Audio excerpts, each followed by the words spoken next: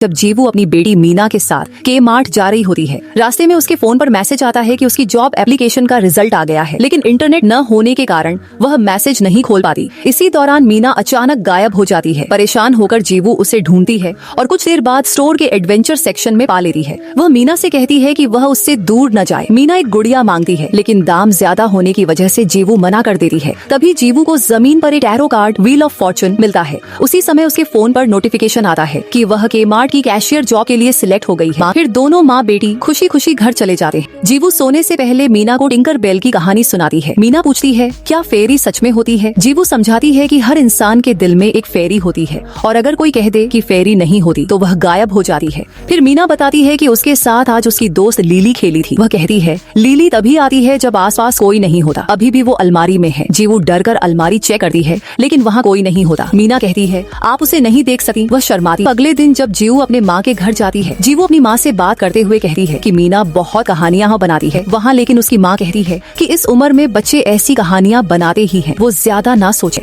इसके बाद वह इंटरव्यू देने जाती है, जहाँ मैनेजर चोई उसे बताता है कि उसे अगले दिन यानी क्रिसमस पर ही काम पर आना होगा। जीवू अपनी माँ को कॉल कर मीना को उनके घर छोड़ने की बात करती है, क्योंकि उसे पैसों की बहुत जरूरत है। रात में जीवू मीना को बताती है कि अब से वह काम पर जाएगी। मीना पूछती है, क्या मैं लीली को घर ला सकती हूँ? जीवू हाँ कह देती है, लेकिन उसे समझाती है कि किसी अजनबी के लिए दरवाजा मत खोल। जब जीवू पहले दिन काम पर जाती है, एक वर्कर जीवू को बताती है कि ग्राहकों का भूला हुआ सामान कुछ दिन काउंटर के नीचे रखा जाता है। कुछ देर बाद एक ग्राहक अपना एक सामान भूल जाती है, एक गुड़िया, वही जो मीना लेना चाहती थी। जीवू उसे काउंटर के नीचे रख देती है। वह मीना को वीडियो कॉल करती है। मीना कहती है कि आज वह सेंटा क्लॉज के साथ खेल रही है, जो चिमनी से आया है, लेकिन वह बताती है कि उसकी दाढ़ी बहुत बड़ी है पर सफेद नहीं, उसने लाल कपड़े भी नहीं पहने। ये सुनकर जीवू डर जाता है। मीना बैले डांस दिखाती है। जीवू पूछती है, वीडियो कौन बना रहा है? तभी कॉल कट जाता है। जीवू बहुत घबरा जाती है। जीवू घर जाने की अनुमति मांगती है, लेकिन चोई कहता है कि अगर वह गई तो नौकरी चली जाएगी। मजबूर होकर जीवू अपने पति को कॉल करती है और पता चलता है कि वह किसी और महिला के साथ विदेश में है।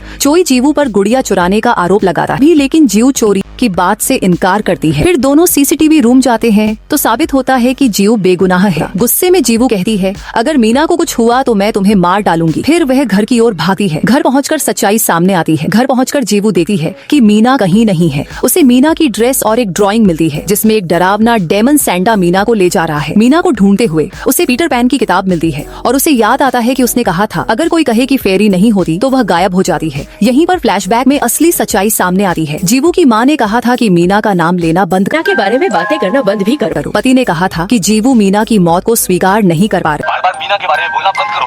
उसके जाने के बाद से मैं भी मुश्किल दौर से गुजर रहा हूँ।